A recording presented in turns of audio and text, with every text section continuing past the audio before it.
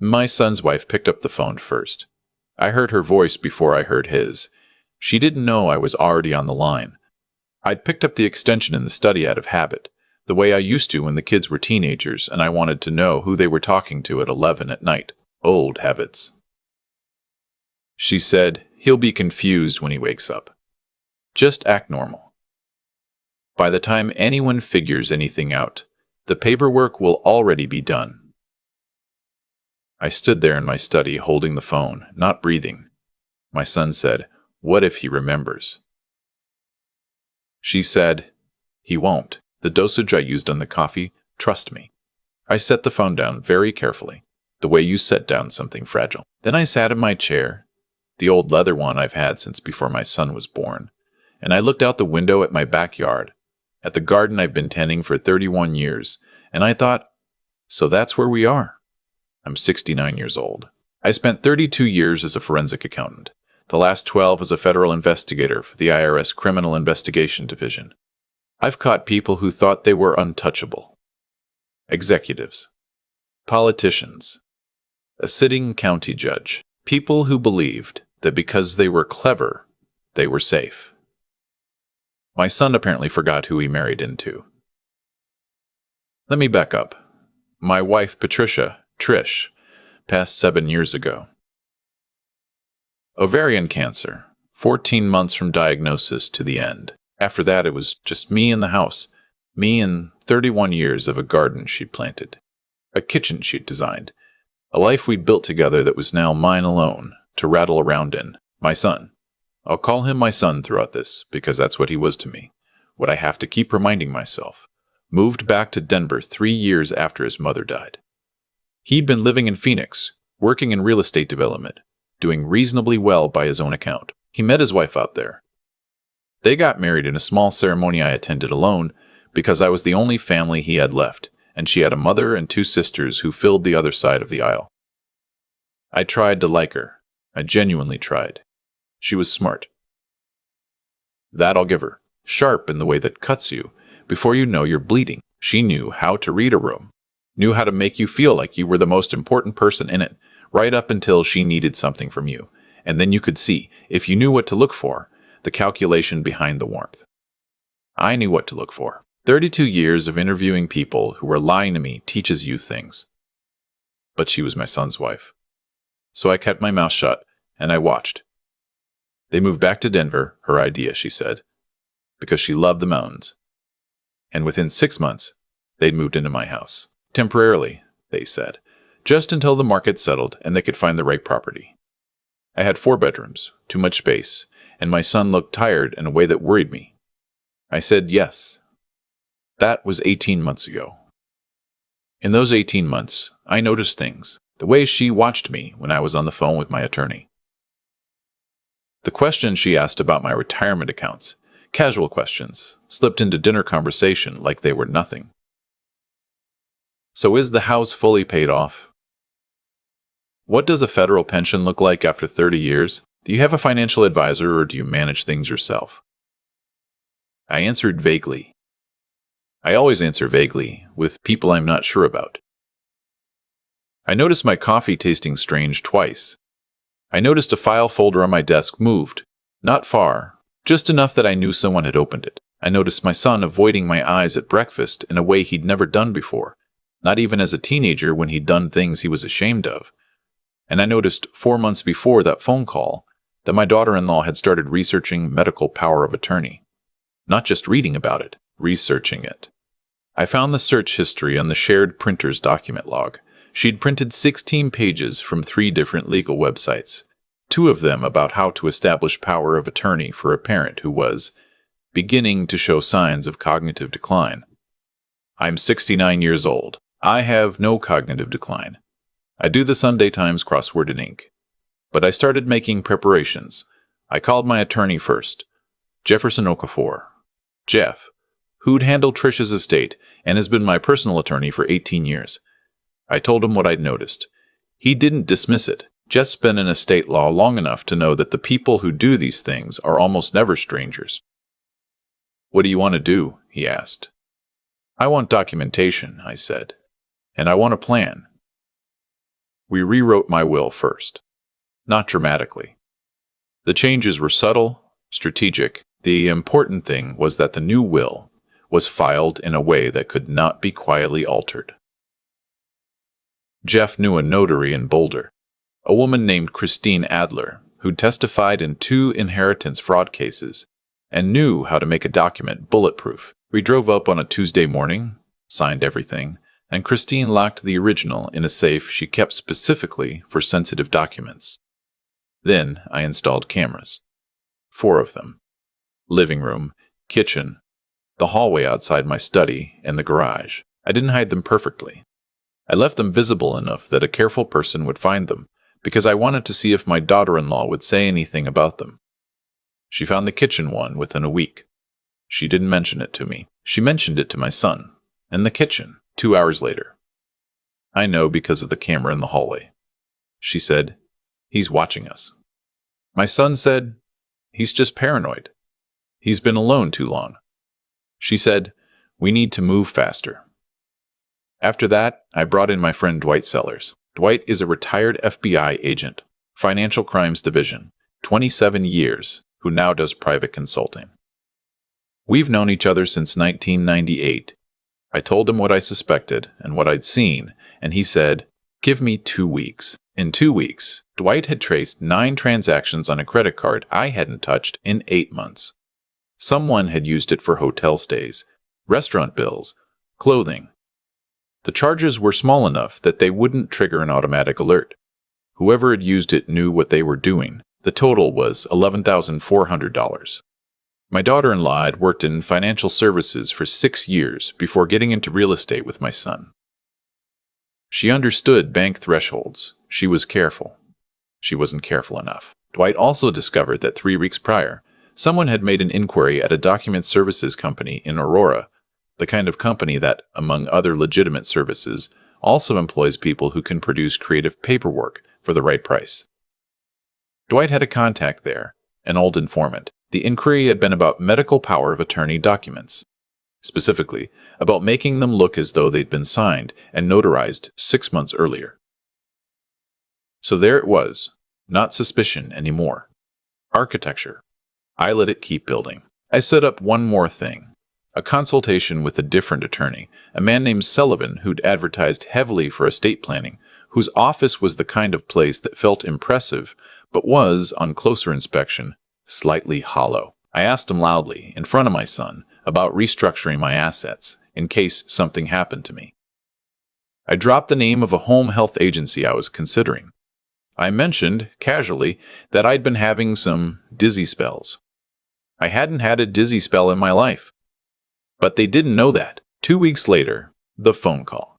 The coffee with something in it. And me sitting in my leather chair, very still, deciding how to play the next move. Here's what I did not do. I did not confront them. I did not pour the coffee down the sink and demand an explanation. I did not call my son into the study and give him a chance to deny it. I know how people lie when they're caught. I spent 3 decades watching it. They regroup, they adjust, they hide the evidence they forgot about, and they build a new story, and sometimes, they get away with it. I called Dwight, I called Jeff, and then I called Detective Yvonne Marsh at the Denver Police Department, financial scrimes, who Jeff had worked with before and who came to my house at 7 in the morning 2 days later, before my son and daughter-in-law were awake. We talked for 2 hours. She looked at everything I'd assembled. The camera footage, the card statements, the document inquiry, the toxicology kit Dwight had used to test my coffee, which came back positive for a sedative compound, not enough to be dangerous, exactly enough to make a 69-year-old man confused and compliant, and the phone recording, which I'd started keeping after the second strange-tasting coffee. Detective Marsh looked at all of it and said, very quietly, "Mr. Whitfield, this is attempted elder financial abuse, fraud, and, depending on the sedative charge, potentially assault. You understand what that means?" I said I did. She said, "Do you want to see this through?" I said, "I've been planning it for 4 months. We decided to wait for the power of attorney document. We needed them to actually present it. They presented it on a Sunday afternoon, over the dinner I'd cooked. Pot roast, my son's favorite since he was 9 years old. My daughter-in-law brought it out over dessert, casual as a grocery list, sliding it across the table with the pen already uncapped. We thought, "Since you've been having those dizzy spells," she said. "Just a precaution, so we can help manage things if something happens." She smiled at me. It was a very good smile. I almost admired it. I looked at the document. It bore Christine Adler's notary stamp, except Christine hadn't notarized anything for me in 4 months, and the date on this document was from 3 weeks ago. I looked at my son. He was looking at the table. "That's very thoughtful," I said. "Let me read it over tonight." I called Detective Marsh at 8 o'clock. They were arrested on a Wednesday morning 6 days later. My son in the kitchen pouring coffee, I noticed, with a particular cold clarity, that he poured mine from a separate part of the pot. My daughter-in-law in the bedroom, still in her robe. She screamed. I remember that. Not out of fear, I think, but out of fury. The particular fury of someone who believed they had been careful enough, who cannot understand how the plan collapsed. My son said nothing. He sat down at the kitchen table and put his face in his hands, and he looked, just for a moment, like the 9-year-old boy who'd broken a neighbor's window with a baseball and didn't know how to tell me. I looked away. The charges were substantial. Fraud, forgery, for the fake notarized document, elder financial abuse, which in Colorado carries its own specific weight, and the sedative, which the DA's office ultimately charged as chemical assault. My daughter-in-law hired a defense attorney who tried, energetically, to argue that I'd never explicitly revoked their access to my finances, that the credit card charges had been made with implied permission, that the power of attorney document was simply a precaution that I'd misunderstood. The attorney's name was Blackwell. He was very polished. He wore excellent suits. The DA assigned to the case was a woman named Reyes, who had been prosecuting financial crimes for 11 years, and who had, as far as I could observe, approximately 0 patience for any of it. "Mr. Durst, Whitfield," Blackwell said, when I took the stand. "You've acknowledged that you had a credit card you weren't actively monitoring. Is it fair to say your daughter-in-law may not have understood she wasn't authorized to use it?" I looked at him. My daughter-in-law, I said, worked in financial services for 6 years. She understands what a credit card statement is. She understands what a billing threshold is. She structured 9 separate charges to stay below the automatic fraud alert threshold. That is not a misunderstanding. That is expertise applied deliberately. Blackwell tried a different angle. You installed cameras in your own home without telling your son and his wife. You recorded private conversations. You arranged, with your attorney, to create a performance, essentially, to lead them into... I documented crimes, I said. I didn't create them. They chose to drug my coffee. They chose to use a forged document. I simply made sure there was a record. But you gave them opportunity. I gave them a chance to stop, I said. At any point, they could have said, "No, we won't forge Christine Adler's signature on a legal document. No, we won't put sedative in my father's coffee." Those were their choices.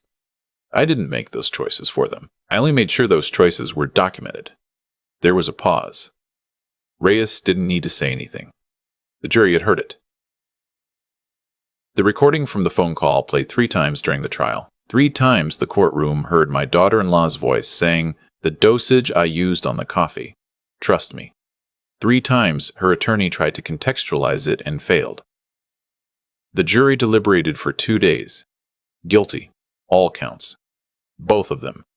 My son got 7 years. My daughter-in-law got 9, the additional weight of the forgery and the sedative charge sitting squarely on her ledger.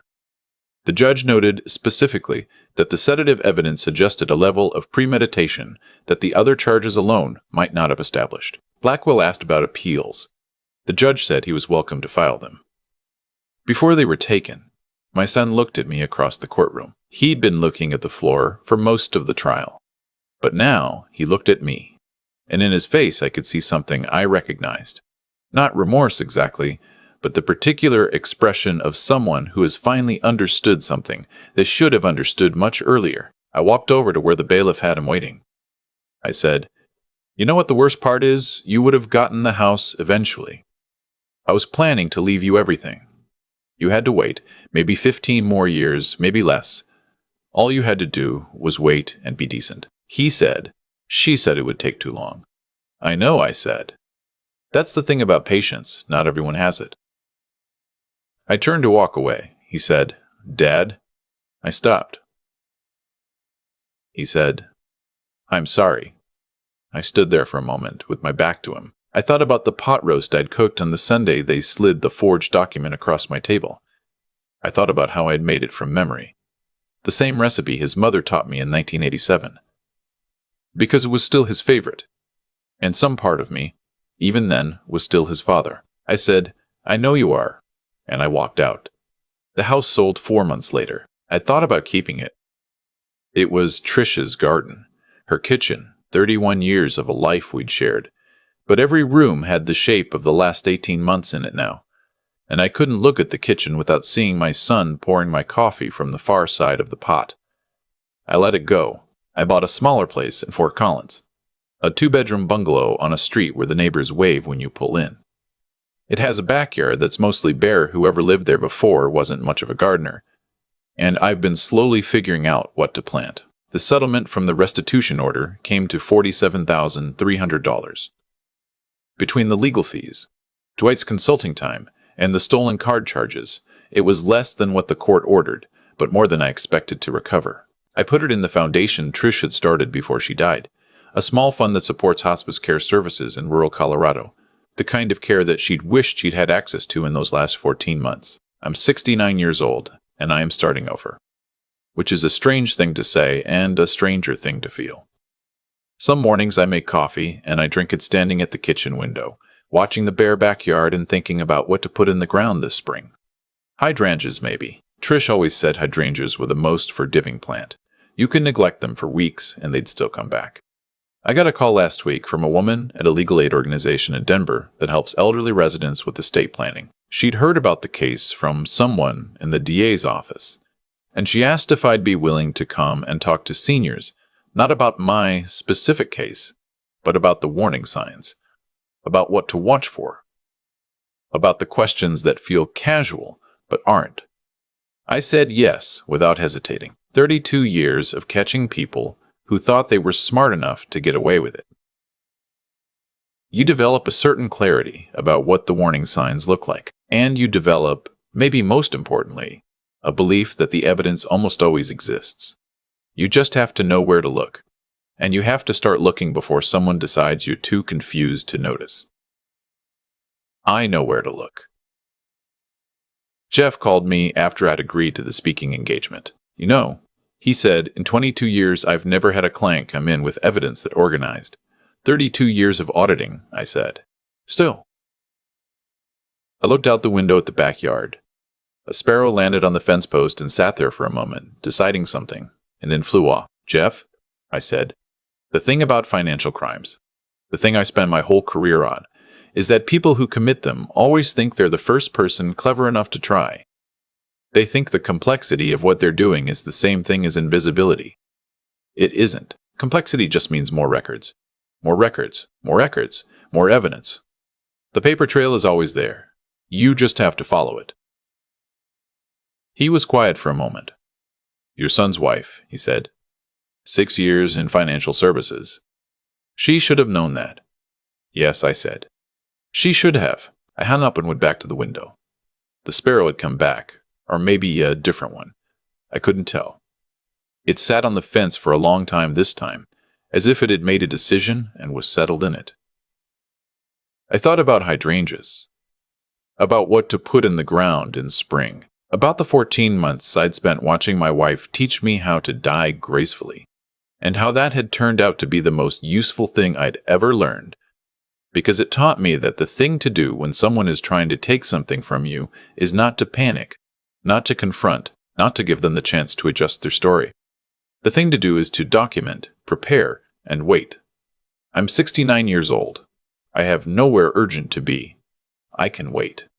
People ask me sometimes if I feel guilty, not about reporting them, about the setup, the cameras, the months of documentation, The way I sat across from my son at dinner and cooked his favorite meal while knowing exactly what was coming. They ask it gently, like they're not sure they have the right to ask at all, and I understand the question. It looks calculated. Because it was. Here's what I've come to understand, though. After 69 years and 32 of them spent watching people make choices they couldn't take back, there is nothing cold about protecting yourself. The coldness was already in the room. I didn't bring it. My daughter-in-law brought it the day she printed 16 pages about cognitive decline and started thinking of me as an obstacle instead of a person. What I did was refuse to be caught off guard. That's not cruelty. That's the only honest response to someone who has already decided what they're going to do to you. My son made his choices. That's the part that stays with me, not with anger anymore, but with a kind of tired clarity. He wasn't a stupid man. He knew what was in that coffee. He knew whose signature was on that document. He chose to let it happen because someone he loved more than he loved his own conscience told him it was fine, it was necessary, it was just taking what would eventually be theirs anyway. And he believed her. Not because he was weak exactly, but because believing her was easier than facing what it would mean if she was wrong. That's how most of these things happen. Not with monsters. With ordinary people who find a reason, and then find another reason. And then one morning they're pouring sedative into their father's coffee and telling themselves it's practically the same as nothing. The result has a logic to it that I don't think requires any elaborate explanation. They planned something specific. They executed it carefully. And they were caught, specifically and carefully, by exactly the kind of documentation they should have anticipated if they'd thought clearly about who they were dealing with. That's not fate. That's arithmetic. You do a thing. The thing leaves evidence. The evidence goes somewhere. Dwight told me once, years ago, that the reason most financial crimes get solved isn't brilliant detective work.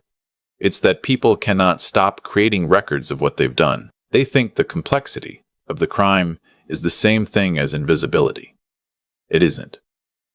The more complex the scheme, the longer the paper trail.